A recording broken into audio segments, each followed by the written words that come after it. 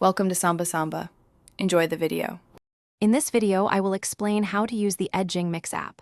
First, ensure you've downloaded the app from your preferred app store. Once installed, open it up and connect your headphones. This allows you to pre-listen to tracks, which is crucial for smooth transitions.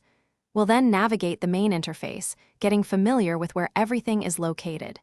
This initial setup is quick and easy, setting the stage for your mixing journey. Now let's get some music playing.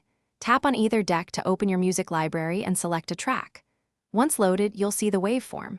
To ensure a seamless mix, hit the sync button. This automatically matches the beats per minute, or BPM, of both tracks.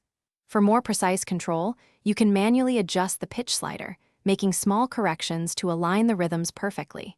This step is fundamental for creating professional-sounding transitions. Adding effects and loops can really elevate your mix.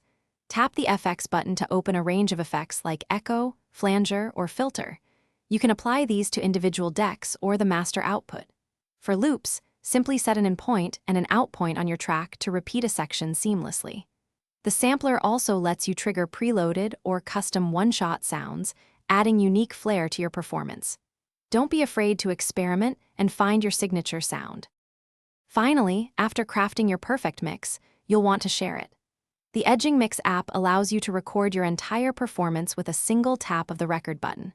Once you've finished, stop the recording, and your mix will be saved directly to your device.